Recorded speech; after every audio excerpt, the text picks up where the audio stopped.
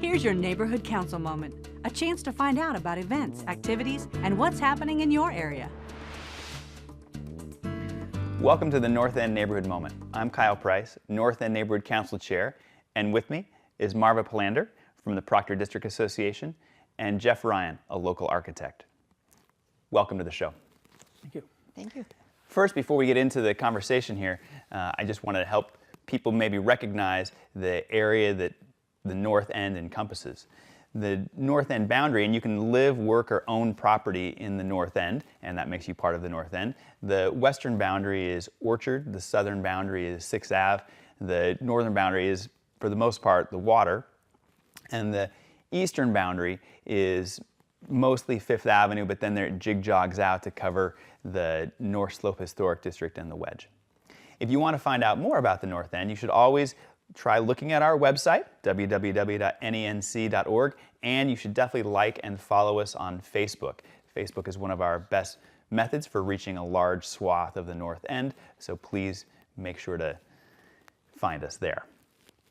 Okay, so one of the things that makes the North End special is the sense of place that is established by a lot of the micro neighborhoods that are around the North End. There are a couple examples here that I want to show. One with Old Town, where they've placed these signs down in Old Town to help you recognize where you are, and there's some also in the North Slope Historic District. And you'll see those around poles in different places. And one of the relatively more recent ones also are these large stone signs that are in the Proctor District. And to talk to us about those signs here that help and how those are help building a sense of place is Marva Palander. So Marva, what can you tell us about those signs? Sure. Proctor is a little bit unique because we have 4 quadrants, so we have 4 entrances to the district.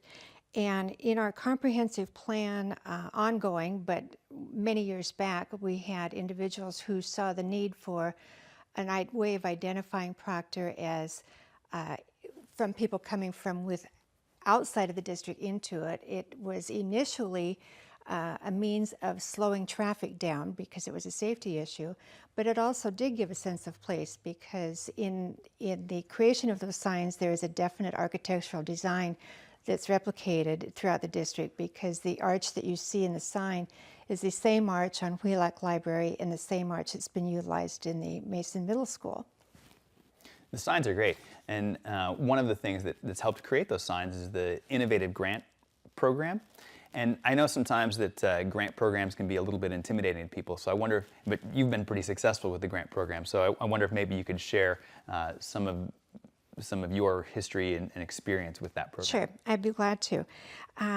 The grant process generally starts, at least our experience has been, starts the first quarter of the year. But that doesn't mean that we need to wait until that time. I would really recommend that if you have a project in mind, that you start now. Start looking for, recognize that the opportunity is generally between $1,000 and $8,000 per project. And if you meet the criteria, and knowing that the criteria is based on or is not based on, but is available on the Tacoma, cityoftacoma.org, and then search Innovative Grant, the criteria is listed there. But I would suggest that you really do your homework now, because it is a lengthy process, or it can be, and it's a learning curve. I would also recommend that maybe revert back to the old journalistic guideline of the who, why, what, when, where, and how. What is your project in short term, short title, and why are you doing it? And remembering that the grant process is looking at improving the neighborhood. That's the main criteria. And then also, who needs to be involved in this project? Are you having contractors? Is it just neighborhood people? But sometimes there's funds affiliated with those kinds of needs. And when the grant, in the most recent applications, the grant has been a 1-year process that your project must be completed within that year. And then how are you going to fund this? And the funding is available to the applicant, but with at least a minimum 10% matching funds, which could be in-kind services or volunteer work and that sort of thing. One of the things I want to stress there too is the city will frequently say, yeah, just like you said, don't wait for the grant window to open. If you already have a good idea, even if and then if that grant program goes away, if you're a good idea, the city can connect you to various resources and monies that can be used for different projects that are helping the neighborhoods, because that's one of the goals of the city, is to empower the neighbors to build things like the sense of place. Exactly. I wonder, maybe we'll take a look just at a couple other grants that have happened in the North End, so just we can see some of the variety that's Sure. out there. So the Old Town Stage was partially funded by grant programs like the Innovative Grants. Here's the Junette Garden, which is over on North 16th in Junette. It's the site of a former substation. It's now a community garden. Here's the Proctor Garden, little art that's there, and the art and the shed as well, funded by grant program.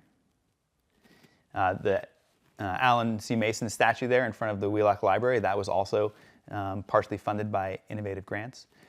And then here's the North Slope Park, which is also on the former site of a substation. That was various improvements. This park were also funded by the Innovative Grant Program. So there's lots of good opportunities out there with grants. So thank you for sharing some of that. Sure. And hopefully that makes the process a little less intimidating for some people who might want to do it. Sure. And that last picture actually leads us to our next topic, because it was on the site of a former substation. And so, Jeff Ryan, you're here to talk to us a little bit about the Cushman Substation, the iconic building there that's on North 21st that a lot of people will recognize. And I wonder if maybe you could start by just sharing a little bit of the history of maybe that particular site. Sure, thank you. For those who don't know, it's near 21st and Proctor, so it's in the heart of the North End.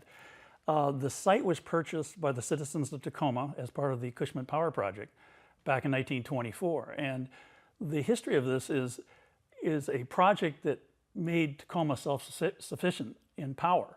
And it eliminated basically an abusive relationship with a private power company that was overcharging the city and keeping it from growing at the time. The citizens voted 2-1 in favor of this. We went forward and built a dam, a power line, and the Cushman Substation in just over a year and a half, totally funded by the city. It was paid off by 1940. In fact, when it opened, the city was making $50,000 a month in profit, and we had the lowest rates in the United States. So based on that, the engineers who built this used it as a model, and they went on to build Grand Coulee, the same engineers, Grand Coulee, Bonneville Dam, and they were the people that ran the Tennessee Valley Authority.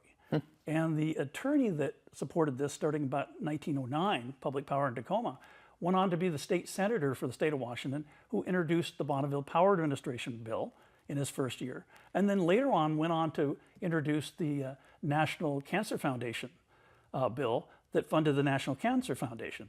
So this simple thing that Tacoma did was way ahead of the federal government's funding of dams, helped promote public power in the Pacific Northwest. So it's not just a local landmark sitting on 21st Street that we all recognize, a beautiful building, but it's also a nationally recognized landmark because of what happened based on this process. That's a lot of really great history with that site. Yeah, it's fascinating once you start getting into it. And it's now on the local, state, and national register of historic places. Is that right? Yes, it's currently, we just got it on the local register a month ago, which was nice. TPU put it on the national and the state heritage register a couple years back. And here are some recent photos of what the site looks like now. And this is the front of the building as it stands right now. Nice neoclassical building. This is the Adams Street substation, which is actually part of this. It originally had beautiful sconces on it. It was more of a park structure. It's seen better days. This is the switchyard outside. And the switchyard, is a large piece of property in the center of our city that has been owned for 92 years by the public, and we'd like to see it retained by the public for future use as possibly a park. What do you think some of the future uses of the Cushman Substation could be? Well, I got a little ahead of you there, but I'm just, yeah. We would like to see the sites utilized as a community park. And we've been talking about more of a park of leisure rather than sports. And we've been talking about a park that possibly could have sculpture or local artists putting their work in the park. Maybe it would change the artwork periodically, and we'd move those art pieces around town.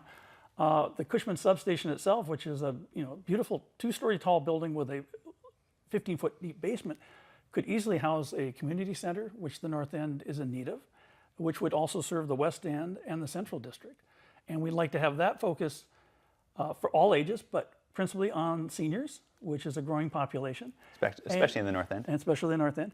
And the arts. We have a school college just up the street that has a beautiful art program, and we'd like to marry the two together and see what we can build up. There's a lot of possibility, and there's not a lot of open space in the North End, so it's great that there is this possibility that's emerging here. On paper, we have a lot of open space, but it tends to be cliffs. Right, it does indeed. And so it'd be nice to have a park that is actually relatively flat. Yes. That we can actually do something with that we Definitely. could use to relax in their neighborhood. And if you're a neighbor and you want to be involved in maybe having a say in either grants or in the Cushman Substation, again, you should go to our website or follow us on our Facebook page, and that's where you can find out more, and you can then come to meetings also and make your voice heard there. And I'll put a poll again for our Facebook page, Friends of Tacoma's Cushman Substation, where you can see these pictures along with more that I put on weekly, because they took pictures during the whole construction process, and we're trying to document that. And it's a great place for open discussions on what people would like to see on that site. Perfect, thanks. Well, that's all we have time for today. But thank you, Marva and Jeff, for being here on Neighborhood Moment. Thank you. It was a pleasure.